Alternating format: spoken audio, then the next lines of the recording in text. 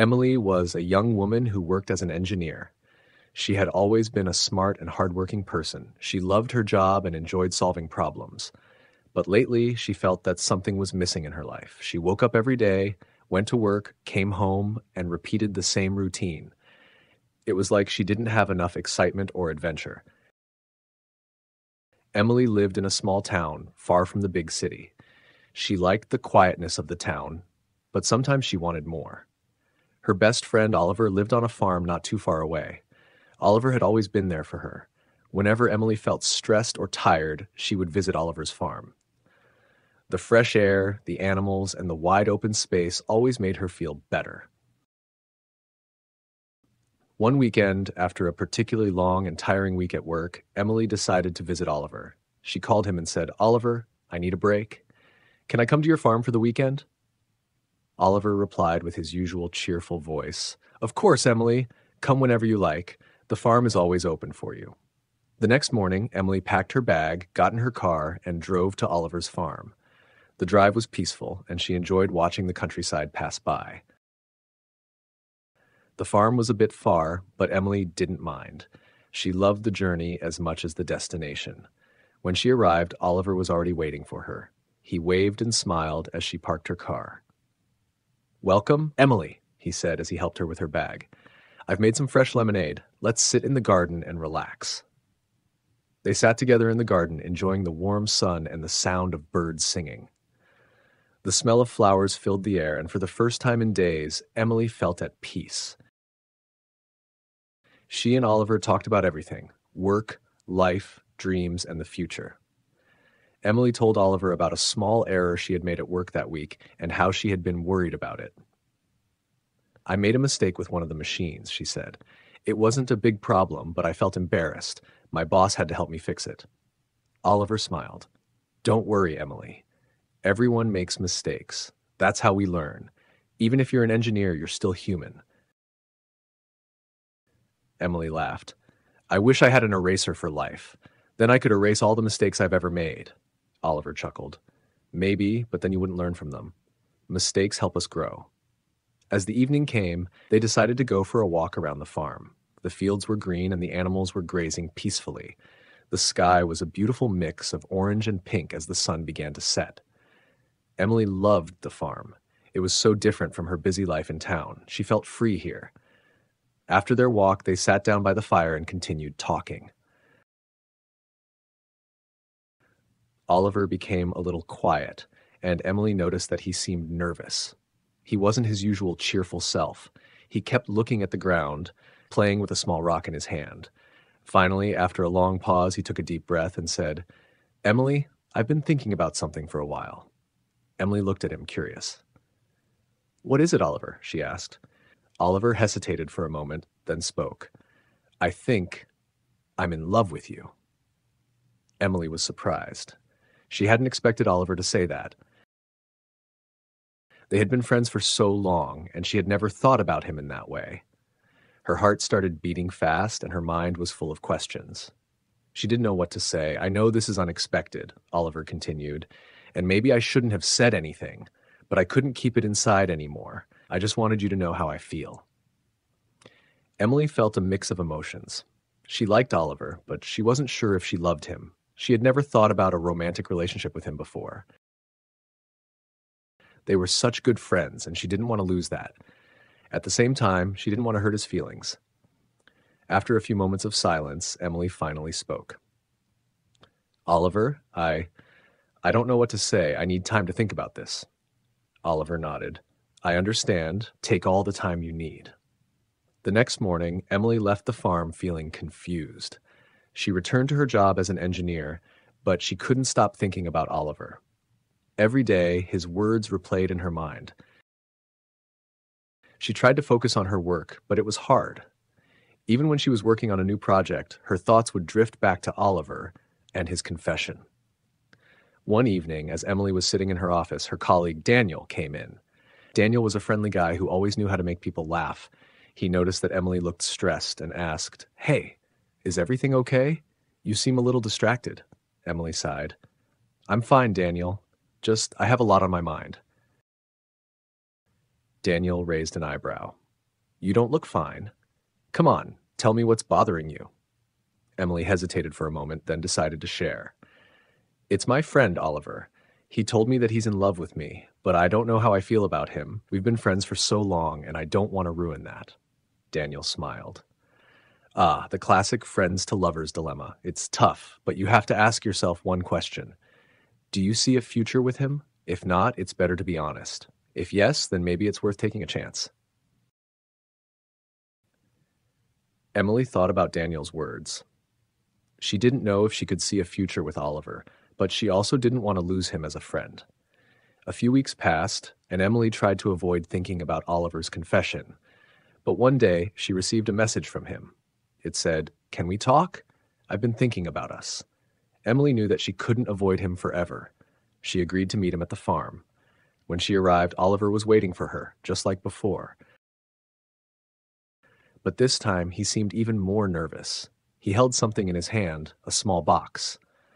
"I've been thinking a lot," Oliver said, his voice calm but serious. "I know you need time to figure things out, and I respect that, but I want you to know that I'm serious about us." He opened the box to reveal a simple silver ring. Emily's heart skipped a beat. She wasn't expecting this.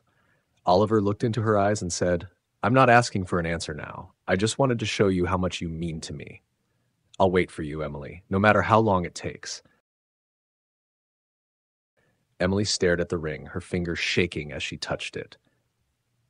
She felt a rush of emotions: fear, excitement, confusion. She didn't know what to do. Should she say yes? Should she tell him that she didn't feel the same way?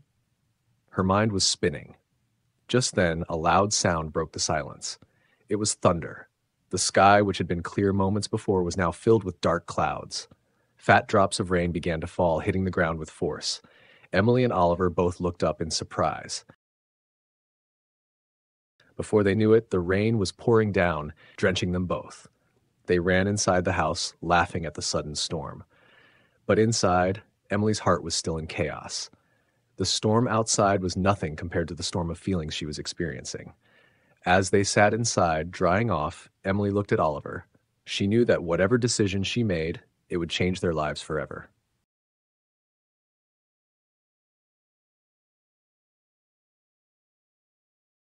Beklenmedik nişan. Emily, bir mühendis olarak çalışan genç bir kadındı. Her zaman zeki ve çalışkan biriydi. İşini seviyordu ve sorunları çözmekten keyif alıyordu. Ama son zamanlarda hayatında bir şeylerin eksik olduğunu hissediyordu. Her gün uyanıyor, işe gidiyor, eve dönüyor ve aynı rutini tekrarlıyordu. Sanki yeterince heyecan veya macera yaşamıyordu. Emily, büyük şehirden uzak, küçük bir kasabada yaşıyordu. Kasabanın sessizliğini seviyordu ama bazen daha fazlasını istiyordu. En iyi arkadaşı Oliver, çok uzak olmayan bir çiftlikte yaşıyordu. Oliver her zaman Emily'nin yanında olmuştu. Emily, stresli veya yorgun hissettiğinde Oliver'ın çiftliğine giderdi. Temiz hava, hayvanlar ve geniş açık alanlar her zaman ona iyi gelirdi. Bir hafta sonu işte geçirdiği uzun ve yorucu bir haftanın ardından Emily, Oliver'ı ziyaret etmeye karar verdi. Onu aradı ve "Oliver, bir molaya ihtiyacım var. Bu hafta sonu çiftliğe gelebilir miyim?" dedi. Oliver her zamanki neşeli sesiyle cevap verdi.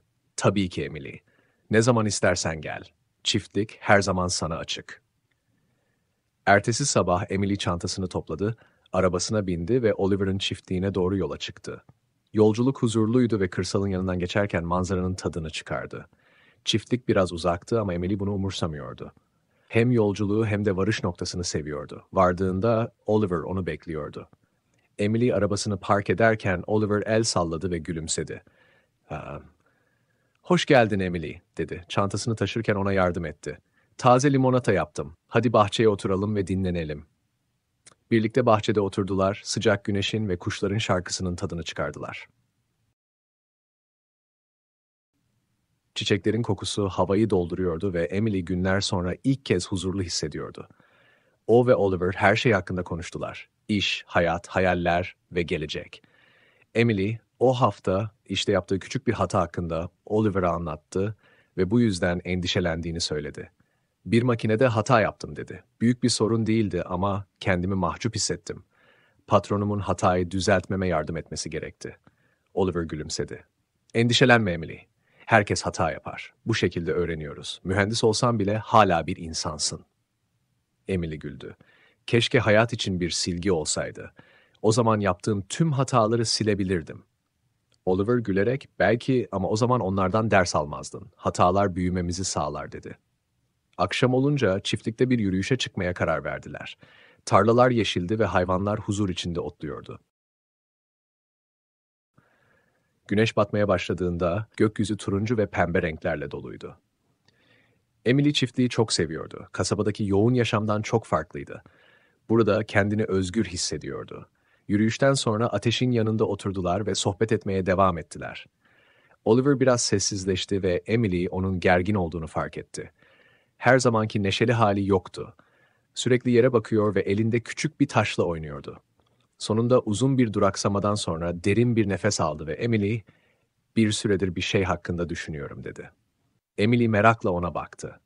"Nedir, Oliver?" diye sordu. Oliver bir an tereddüt etti, sonra konuştu. "Sanırım sana aşık oldum." Emily şaşırmıştı. Oliver'ın bunu söyleyeceğini hiç beklemiyordu. Uzun zamandır arkadaştılar ve onu hiç bu şekilde düşünmemişti. Kalbi hızla atmaya başladı ve aklında birçok soru vardı. Ne diyeceğini bilemedi. "Bunun beklenmedik olduğunu biliyorum," diye devam etti Oliver ve belki de hiçbir şey söylememeliydim. Ama bunu artık içimde tutamıyordum. Sadece nasıl hissettiğimi bilmeni istedim. Emily karmaşık duygular içindeydi. Oliver'ı seviyordu ama ona aşık olup olmadığından emin değildi. Onunla romantik bir ilişkiyi hiç düşünmemişti. Çok iyi arkadaştılar ve bunu kaybetmek istemiyordu. Aynı zamanda onun duygularını incitmek de istemiyordu. Birkaç an sessiz kaldıktan sonra Emily sonunda konuştu.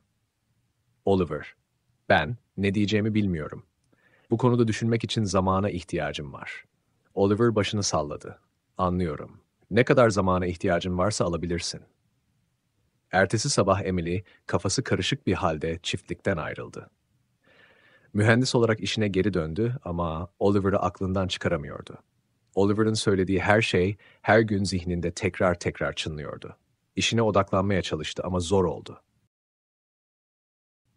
Yeni bir projeyle çalışırken bile düşünceleri hep Oliver'a ve onun itirafına kayıyordu. Bir akşam Emily ofisinde otururken meslektaşı Daniel içeri girdi. Daniel her zaman insanları güldürmeyi bilen arkadaş canlısı biriydi. Emily'nin stresli göründüğünü fark etti ve "Hey, her şey yolunda mı? Biraz dalgın görünüyorsun," diye sordu. Emily iç çekti. "İyiyim Daniel. Sadece kafamda çok şey var." Daniel kaşlarını kaldırdı. "İyi görünmüyorsun. Hadi neyin seni rahatsız ettiğini anlat." Emily bir an tereddüt etti, sonra paylaşmaya karar verdi. "Arkadaşım Oliver ile ilgili bana aşık olduğunu söyledi ama onun hakkında nasıl hissettiğimi bilmiyorum. Çok uzun zamandır arkadaşız ve bunu bozmak istemiyorum." Daniel gülümsedi. "Ah, klasik arkadaşlıktan sevgiliye ikilemi. Bu zor ama kendine tek bir soru sormalısın. Onunla bir gelecek görüyor musun? Eğer hayırsa dürüst olmak daha iyidir. Eğer evetse o zaman belki bir şans vermeye değer." Emily, Daniel'in sözlerini düşündü.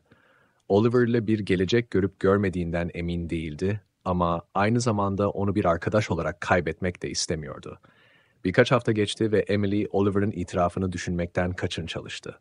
Ama bir gün ondan bir mesaj aldı. Mesajda, "Konuşabilir miyiz? Bizimle ilgili düşündüm," yazıyordu. Emily onu sonsuza kadar görmezden gelemeyeceğini biliyordu. Onunla çiftlikte buluşmayı kabul etti. Oraya vardığında Oliver her zamanki gibi onu bekliyordu. Ama bu sefer daha da gergin görünüyordu. Elinde küçük bir kutu tutuyordu. "Çok düşündüm," dedi Oliver, sesi sakin ama ciddiydi. "Düşünmek için zamana ihtiyacın olduğunu biliyorum ve buna saygı duyuyorum. Ama bizimle ilgili ciddi olduğumu bilmeni istiyorum." Küçük kutuyu açtı ve içinde basit bir gümüş yüzük vardı. Emily'nin kalbi hızlandı. Bunu beklemiyordu. Oliver gözlerinin içine bakarak, "Şu anda bir cevap istemiyorum. Sadece benim için ne kadar önemli olduğunu göstermek istedim. Seni bekleyeceğim, Emily. Ne kadar sürerse sürsün," dedi. Emily yüzüğe baktı, parmağı titreyerek ona dokundu. İçinde bir duygu patlaması yaşadı. Korku, heyecan, kafa karışıklığı. Ne yapacağını bilmiyordu. Evet mi demeliydi? Ona aynı şekilde hissetmediğini mi söylemeliydi? Aklı karmakarışıktı. Tam o sırada sessizliği bozan yüksek bir ses duyuldu. Gök gürültüsüydü. Birkaç dakika önce açık olan gökyüzü şimdi koyu bulutlarla doluydu. Yağmur damlaları hızla yere düşmeye başladı. Emily ve Oliver şaşkınlıkla yukarı baktılar. Farkına varmadan yağmur hızla yağmaya başladı ve ikisi de sırılsıklam oldu. Ani fırtınaya gülerek eve koştular. Ancak içeride Emily'nin kalbi hala karmakarışıktı. Dışarıdaki fırtına, Emily'nin yaşadığı duygusal fırtınayla kıyaslanamazdı. İkisi içeride kurulanırken Emily Oliver'a baktı. Ne karar verirse versin, bunun hayatlarını sonsuza kadar değiştireceğini biliyordu.